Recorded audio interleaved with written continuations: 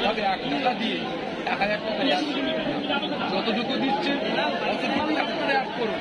বাংলার মানুষ আর মূর্খ নয়, বাংলার মানুষ মূর্খ নয়। এভাবে জনগণকে নিয়ে হিন্দু, মুসলমান, জৈন, খ্রিস্টান, শিখ, পাদ্রীকে নিয়ে, বিভিন্ন ধর্মের ভাইদেরকে নিয়ে সামান্য দিয়ে বিরাট একটা হাইলাইট করে অ্যাড করে আপনারা প্রচার চালাবেন, মানুষ বুঝে নিয়েছে।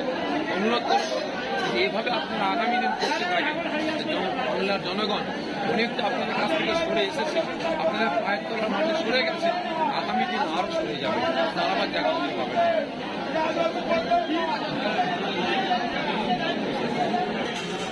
নওশাদ ভাইয়ের পক্ষে আমরা প্রতিবাদ করেছিলাম, তিনি আমার দাদাগিরির আওলাদ, অপরদিকে আমার দেশের একজন নাগরিক এবং তিনি একজন বিধায়ক।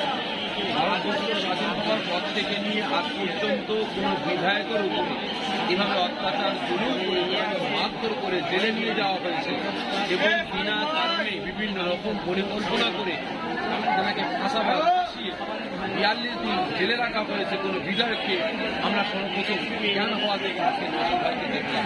বিশেষ করে তিনি আমাদের নাগরিক, একজন বিধায়ক এবং আমার পীর ভাই, তার পক্ষে আমরা আন্দোলন প্রতিবাদ করেছি।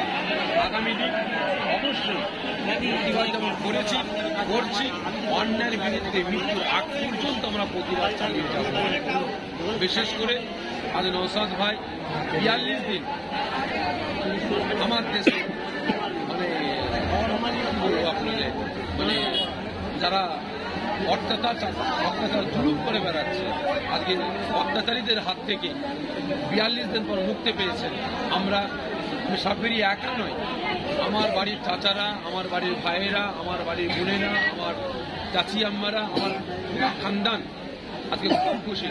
বিশেষ করে এই এসব সব চলছে, আমরা 21, 22, 23 ফাল্গুন বিভিন্ন দেশ থেকে, আপনার রাজ্য থেকে, বিভিন্ন জেলা থেকে এবং বিভিন্ন দেশ থেকে আজকে লক্ষ লক্ষ মানুষ ফুলপুরা দরবার শরীফে আসছে। আমরা সকল ভাইয়েরা পুরোপুরে আছি, আমার নওশাদ ভাইকে আমরা পাবো না, এরকম আমার দুঃখ লাগছিল। আলহামদুলিল্লাহ এসব সবের আগে আমার ভাইকে আমাদের কাছে পেয়েছে, আমরা খুবই বিচার।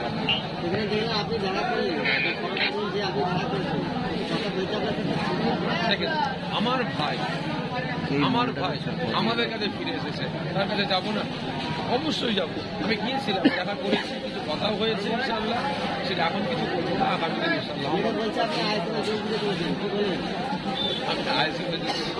হ্যালো, দেখেন আমি অন্যের বিরুদ্ধে প্রতিবাদ শুরু করেছি, করছি, আবার বলছি মৃত্যুর আগ পর্যন্ত অন্যায়ের বিরুদ্ধে প্রতিবাদ চালিয়ে যাব। আমি আমার ভাই একজন সংগঠন তৈরি করেছিলেন আহলে সুন্নাতুল জামাত, তিনি দেখছেন সংগঠনের মাধ্যম দিয়ে দেশকে রক্ষা করা যাবে না, দশকে রক্ষা করা যাবে না, দেশের সেবা করা যাবে না। তিনি কি করলেন? একটা আইএসএফ দল তৈরি করলেন। এই দলের মাধ্যমে দেশ দশকে রক্ষার জন্য তিনি আজকে জনগণের কাছে গিয়ে পৌঁছাচ্ছেন।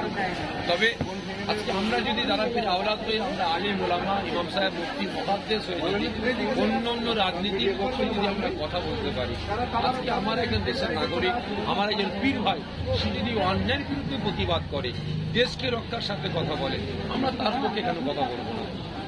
আমি বলছি, তবে হ্যাঁ প্রয়োজন হয় তখন দেখা যাবে।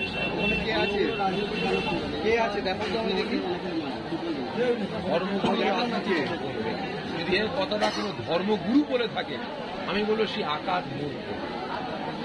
আমি মনে করি সে আকার মূর্খ, কারণ রাজনীতি ধর্মের বাইরে নয়। রাসূল পাক সাল্লাল্লাহু আলাইহি ওয়াসাল্লাম দেশকে রক্ষার জন্য, দশকে রক্ষার জন্য, দেশের জনগণকে রক্ষার জন্য, দেশের দুশ্মনদের হাত থেকে সকলকে রক্ষার জন্য, দেশের সম্পদকে রক্ষার জন্য রাসূল পাক সাল্লাল্লাহু আলাইহি ওয়াসাল্লাম একটা সংগঠন করেছিলেন, হিলফুল ফুজুল। সেখানে প্রত্যেকটা ধর্মের মানুষদের সাথে করে নিয়ে রাসূল পাক সাল্লাল্লাহু আলাইহি ওয়াসাল্লাম এই হিলফুল ফুজুল সংগঠন কায়েম করেছিলেন। কেন? দেশ রক্ষার জন্য, দশকে রক্ষার জন্য, দেশের সম্পদ রক্ষার জন্য।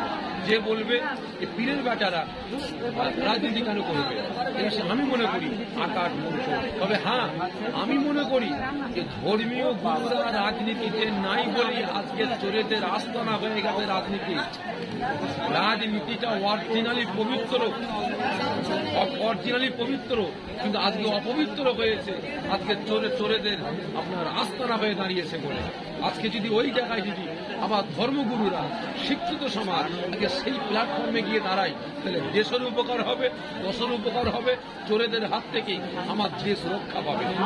কারণ আমি মনে করি একটা মানুষ যদি 1000 টাকার জন্য 5000 টাকার জন্য একটা মানুষকে মার্ডার করতে পারে, একটা মানুষকে গ্রাম থেকে নিতে পারে, একটা মানুষের হাত ধরতে পারে, তাহলে সেই মানুষটা কয়েক কোটি টাকার জন্য দেশের সম্পদকে বিক্রি করতে দ্বিধাবোধ করবে না। আমি মনে করি যারা আজকে অর্থ নিয়ে রাজনীতি করে বেড়াচ্ছে এরা প্রকৃত দেশদ্রোহী নয়, আমি মনে করবো এরা প্রকৃত দেশদ্রোহী।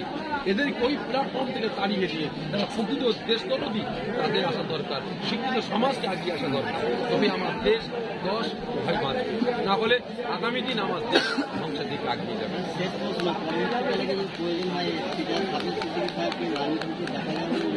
আমি বললাম প্রয়োজন হলে ইনশাল্লাহ দেখা যাবে। তবে হ্যাঁ, কোনো প্ল্যাটফর্মে দাঁড়িয়ে নয়, আমি যে জায়গায় দাঁড়িয়ে আছি অন্যের বিরুদ্ধে প্রতিবাদ চালাচ্ছি, আমি আমার প্ল্যাটফর্মে দাঁড়িয়ে কিভাবে কি করলে কি হয় সেটা আমি হাত